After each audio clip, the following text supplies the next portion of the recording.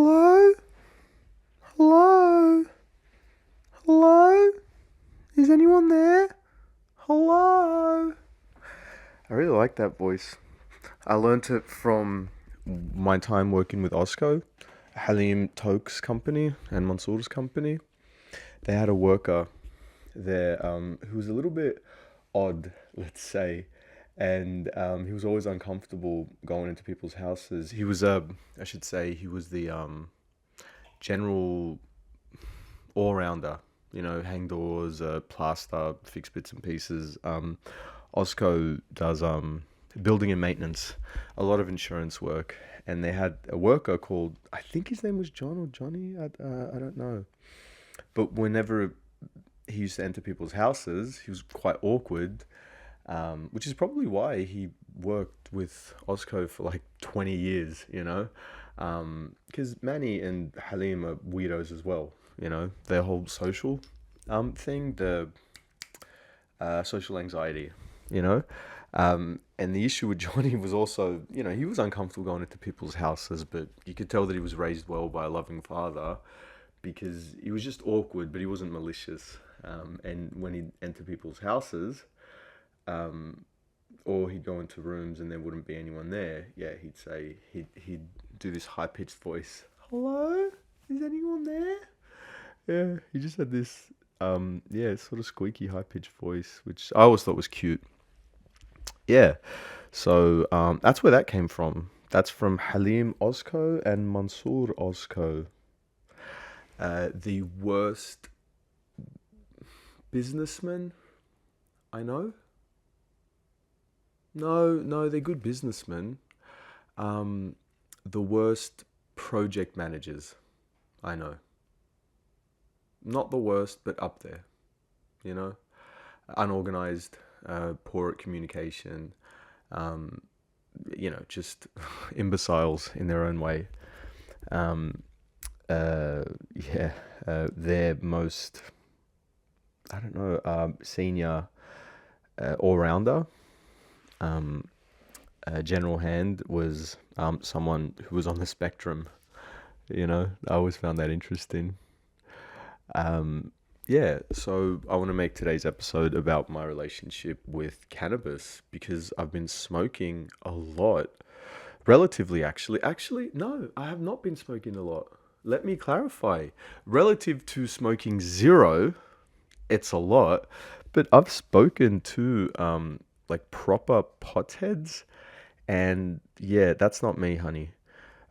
My relationship with cannabis is quite unique, I think. And it's very individual, and I think that's how it ought to be. Um, so, firstly, I don't smoke pot, you know, I vape cannabis, and that's a very important distinction. I don't punch cones. Oh, God. Do not, please don't punch cones. Stop punching cones, whoever you are that I'm speaking to that punches cones. It's really, really unhealthy for you. So, how much cannabis? I actually want to break down why it's bad for you. So, let's think about how much cannabis you put inside the bowl or whatever. That's what it's called, a bowl. I used to see my brother do it all the time. And my uncle Charlie. He used to be a big pothead and used to punch bongs as well. You know, like a snipped hoses inside move bottles. You know what I mean? Yeah, it was always no, it wasn't move. What was it? Is oh, there's always like it was chocolate milk. I remember, and but just any, you know, whatever my brother was drinking, a lot of juice. You know, he'd make bongs out of plastic juice bottles, small ones, 600 ml. That's really unhealthy for you because it hits you all at once. You'd probably put the equivalent of, I don't know, a quarter of a gram, maybe half a gram, maybe a tenth, I don't know. But you'd light it and you'd smoke all of that. And you know, let's just say it's about the equivalent of a cigarette, you know? You'd smoke all of that in one hit, in one big breath, you know? Right? Yeah. So all that THC is hitting you at once. That's a lot to take in at once. That's part of the issue, right? So you're taking this drug, and it is a drug. You're taking quite a high dose inside the bong, and it's hitting you quite. It's quite a strong hit, but it's not just that. Right? That's one thing. But most people that smoke bongs don't do it pure, right? They mix it with tobacco. And so now you've turned like a lovely herb into something bloody carcinogenic, right? And you're hitting it in one big breath, right? And it's hitting your brain. And I'm assuming the initial feeling is being really, really dizzy and then feeling quite sort of high. A lot of people that would do that for the first time, I'd imagine it'd be extraordinarily unpleasant. And they'd have to acclimate to it. And they'd acclimate to it because, perhaps, presumably they're around friends and they just want to be cool. But it's really unhealthy, literally unhealthy, and it's too much too quick. It's kind of like 10 espresso shots in one shot, you know? It's just not made to, I believe, in my opinion. And obviously, for each individual, it's different. I believe that smoking bongs are, not great, but also it's where you smoke bongs, right? Inside in your room or inside someone's living room, right? In a house that's full, plumes of smoke everywhere, just thick with smoke, right? So you're just breathing in, this stale, smoky air, which, really does damage for your blood flow in your brain, let's say. Yeah, I think that's the big point, the cardiovascular component of it. For me, when I smoke, I feel compelled. So, for me, when I smoke, and it's not to calm down the mania, right? So, when my hands are shaking and, I want to lash out or whatever, I smoke and then it calms you right down. Indica. It's far more effective than Valium, which is what I was prescribed before. Oh, and it's far more. It's more effective. Not far more effective, but it's. I found it quite effective at treating my ADD, and I was prescribed Ritalin, and then I forgot the name. Dexamphetamine. Dex's Midnight Runners. Yeah. So I was taking the highest amount of, I think, 10 a day. Yeah, Dex's. For my ADD and my bipolar, apparently. I didn't realize I had it at the time. But what I'm finding is that cannabis is quite effective at slowing down my mind and improving my mood, which is highly effective for, things like ADD and depression and all that sort of stuff.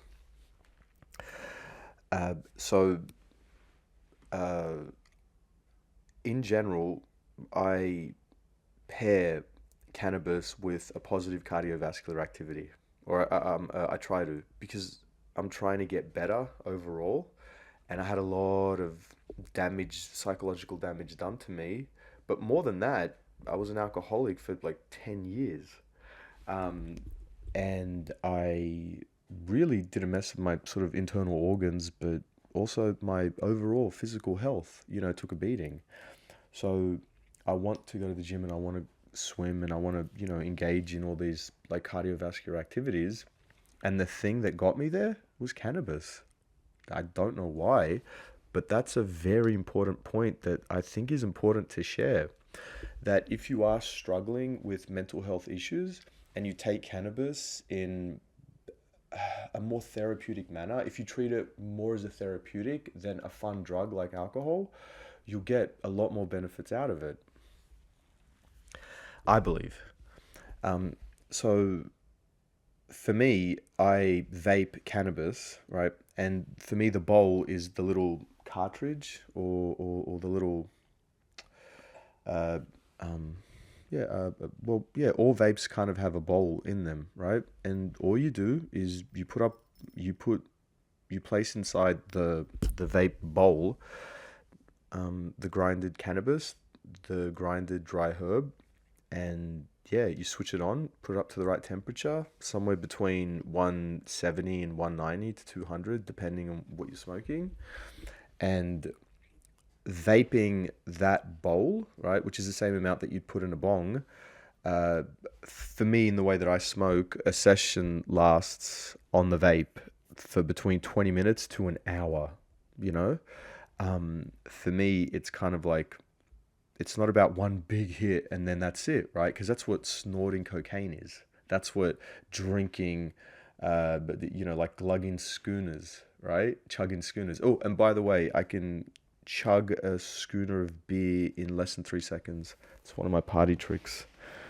It's not about that quick hit and that quick buzz that leads to, quite a substantial inebriation, like an impractical inebriation. You're too drunk. Rather than that, it's a slow burn, right? So you're receiving that, for me, medicine, that medicinal benefit, that improvement of mood, that glee, right? Slowly, right? So you're slowly transitioning into a better mood. So that's the difference between things like bongs and the vape. And I'd apply that also to, um, not spliffs. Yeah, see, this is how little I know about the sort of recreational side of it, because I don't, I never smoked cannabis recreationally. I mean, no, 5 times in my 35 years, maybe 10. I didn't enjoy it. Um, yeah, so when you'd smoke it's not a spliff. Why am I forgetting the name? Oh my God, it's a bloody cigarette. Anyway, um, that's fine, I suppose. I'd say that's better than a bong, but if you mix it with tobacco, then it's you're defeating the purpose. If you mix alcohol with cannabis, you're defeating the purpose. Um, by the way, there's nothing wrong with finishing your day after work with, a lovely, smoke, vape, whatever, to improve your mood after a long day. If you've acclimated to it, right, and what I mean by that is your body's adjusted to it, so you're past that anxious sort of phase, you know. Um, I've been prescribed uh, a lot of pretty gnarly drugs to help treat my alcoholism. I was prescribed naltrexone for a while, and that is intense. It didn't take for me. With something like naltrexone, the side effects were so much worse than a depressive bipolar state, just so you know, for me personally. And the direction of my psychiatrist was to give it a couple of weeks to acclimate, and I couldn't, because 2 days I was suicidal. It didn't work. And the fact that people go through that sort of 2 week barrier to get the benefit of naltrexone, um, or some people do. Um, yeah, it was definitely an interesting lesson for me to learn, because cannabis took far less time for me to acclimate to fully. You know, oh no, about the same. I should say 2 weeks, but it was easier. It was for me. It was acclimating to the anxiety that it gave me, that awkwardness that you feel. When you first smoked, that took a little while to get past. But once I got past it, yeah, all that was left really was a better mood. But it wasn't just relying on the smoke, right? Because I'm an alcoholic, right? Or I used to be an alcoholic, and I don't like the idea of sitting down and just being inebriated, right? So, because I know how easily that can devolve into something destructive and into something that's addictive, right? Not habitual, actually addictive. I have no mind with being a habitual cannabis smoker. Habits are fine. You can ingratiate good habits in you. It's the addictive nature where it's no longer a habit, but rather you have to have it, right? It's about just the drug. And for me, I never wanted it to be, or I was very uncomfortable with just receiving the benefits of this drug, because with my experience with alcohol, it concerned me. It meant that, like, well, is this just going to be a new crutch? So it was really important that I paired it with good physical activities. So it's a 50-50. So I'm getting the benefit. It's getting me, it's 50% for the cannabis because it's giving me a good mood, but then 50% is the exercise, because the exercise helps keep me in that good mood, you know? When I go for a swim, I feel better. The day is much better, not because I smoke cannabis, right? But because I smoke cannabis, at sunrise to get me, locked into that good mood and go for a swim, right? And that's the relationship that I have with cannabis. And I think that that's a good relationship that people ought to take note of. I really do think that the way that I smoke is beneficial, and there certainly is some benefits to it. Um, yeah, and I think that's the overall sort of message. If you prefer spliffs, or to smoke a, why can't I think of the joint? My God, it's a joint. Yeah, or a bong or whatever. And if you're receiving benefits from that, who the hell am I?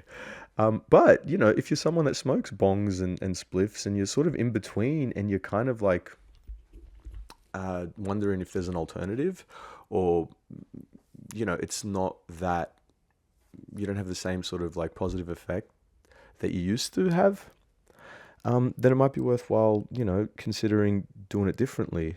So I'd say, for one, if you're, well, for one, purchase a vaporizer, and I highly suggest the Mighty Mouse Vaporizer brand, the stores and Bickle vaporizer, but they're the most expensive, and there's plenty more alternatives out there. But just get any old dry herb vaporizer, right? Just so you can acclimate and get used to it. There's no use you spending like $500 or $600 on a Stores and Bickle vaporizer, and it doesn't actually. No. I don't want to say that, because that's the mentality that I had. I thought, well, what if I spend $500 on this vaporizer, but I prefer a bong or a spliff? That's wrong, right? Invest a lot of money into the vaporizer, put a little bit of hurt money, right, behind it, right? So you take it seriously. Because if you get the cheap $100 vaporizer, or 150, you're not going to really, it's a $150 experiment. And for a lot of people, that doesn't matter. Get yourself a good, high quality one. Okay. And think about your sessions being a prolonged session. So not a quick hit and off to work, or a quick hit and that's it. No. A slow, gradual, blissful, gleeful high, paired with a lovely walk, a lovely bike ride, a lovely swim. Instead of, but perhaps if cannabis is a social thing for you, consider taking that social aspect of it outdoors. When I was in England, so many years ago, we basically had drug picnics, for God's sakes. But I think that what they were doing was a good, sort of better way to engage in sort of like recreational use than doing it indoors in, Osco's office, for example. It's better to do it outdoors.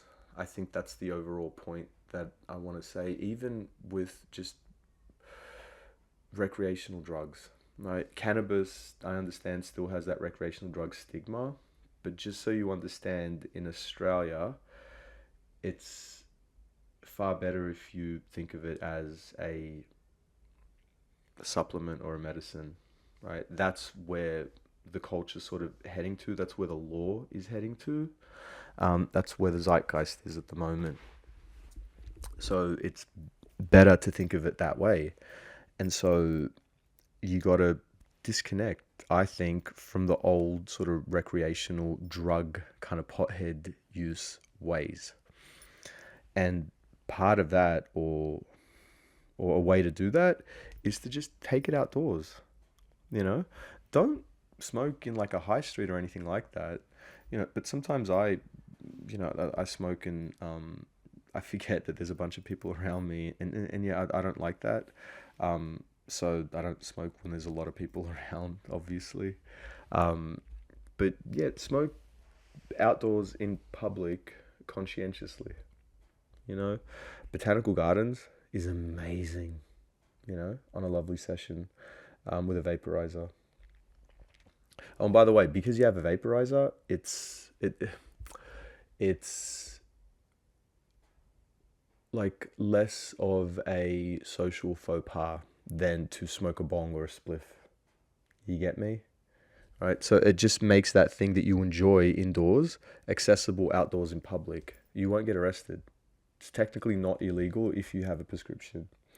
So bear that in mind and really maximize the benefit and utility that you can get out of this lovely sort of herb that's also a medicine. Botanical gardens is lovely. But my God, all of Sydney is lovely. Uh, if you're stressed, if you're overwhelmed, and if you're that sort of type of person that needs a smoke after work or a beer, that's a big one. Yeah. If you're the type of person that goes to the bottle shop to get a six pack after work, um, I'd respectfully suggest to have a chat with a cannabis provider and see if you can get a prescription for cannabis and trial that instead of beer. Because I'll tell you now, the inebriation that you're going to feel after a six pack or even 3 beers or 2 beers is less than the kind of inebriation that you're going to feel with cannabis after you've acclimated to it. You know, that's one of those interesting things that I discovered about cannabis because I was so concerned about smoking it because of my experience with alcohol, um, because I thought that it is a drug, and it has the same sort of, major issues, and a, it's not without harm. Cannabis is not without harm. That's why I'm saying don't just smoke it, speak to, a provider and just have a chat, right? Because absolutely it can be detrimental. I don't think that anyone under the age of 18 should smoke it. Absolutely not. I'd even go as far as say 21 because it really does take a hold of your sort of thought process in a way that's a little bit confronting if you're young, you know. There's a sort of wall that you have to get past perhaps. I don't know, but it's not something that should be taken lightly and that should be exposed to like a youthful a brain that's still developing, let's say. Yeah, consider rethink or reconsider your relationship with cannabis. Rethink and reconsider your beliefs and your thoughts and your associations that relate to cannabis. The world's changing for the better in terms of their perception of this particular thing, and I think that it's worthwhile to kind of think of why. Oh, and there's another really lovely, profound note specifically for the Lebanese, right? This podcast is about bigging up the Lebanese Maronite community because I love them and they're all awesome. And Khalil Gibran is my hero, and he's the exemplar of what it means to be a Lebanese Maronite and a Pshironi and all that. I think of Red Lebanese Hash and how popular that is. I really do think that cannabis and the cannabis has a role in the Lebanese culture, I think that we've been um, planting that, harvesting it, utilizing it for generations. But because of the stigma that arose um, around cannabis for the last, what, 40, 50 years? Reefer mad? No, no, no, 100 years. Yeah, the attitudes have changed, but I think our relationship with cannabis is hundreds of years old. I'd want to, well, I'd ask the question, how long have we been planting hash in the mountains of Lebanon? Is it more than 90 years? Um, I think that we um, greatly benefit from that, from the uh, positive benefits of cannabis because it is ingrained in our DNA, perhaps. That's a bold statement. Um, it's a thought, by the way. When I was thinking of, how beneficial cannabis was for me, I was thinking about the fact that I got cousins in Lebanon that plant cannabis, and you can get the best, hash. Just not too far from where. Oh no, it actually is. It's about an hour drive from where I live in Pshari. Um, but yeah, you can get excellent hash in Lebanon, and you've been able to get it for far longer than cannabis has been stigmatized. You know, I really do think it's a great beneficial herb that shouldn't be taken lightly, but should be taken, along with whiskey, and harda and all that stuff. I think it belongs, there, not with the category of um, cocaine and heroin and methamphetamine. For me, um, the benefit of cannabis um, and my relationship with cannabis sort of puts it closer to a good cup of coffee than it does an inebriant like beer, just based on my experience with alcohol and other drugs. And I think that's interesting. And I think that that's a true statement by me. And I think that that's a good note to end on. What do you think? Huh. All right. Love you.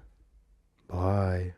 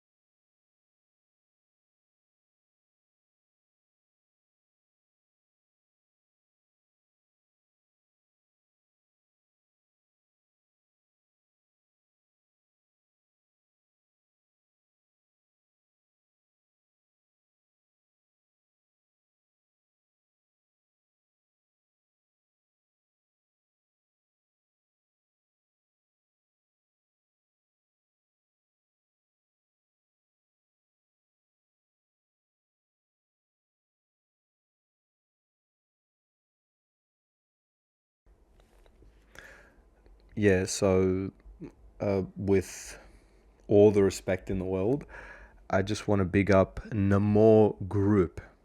Namourgroup. Namor Group. Um, Concreters.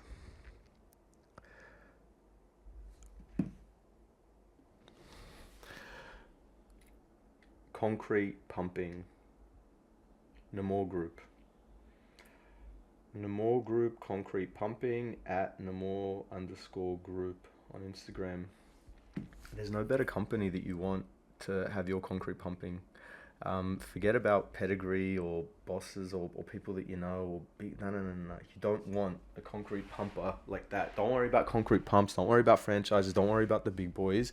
You need to get the down to earth grassroots hustler like the Moore Group. Okay, they're the people that really put hurt money behind what they're doing, right? They're gonna deliver, right? Because their heart's in it, and more than their heart, their finances are in it. You know what I mean? They're a group of great, ambitious, young, beautiful lebs in Sydney, and I wish them all the luck in the world, and they are gonna kill it. I think. I just have a feeling about them. You know what I mean? Sometimes you get that. All right. Love you. Bye.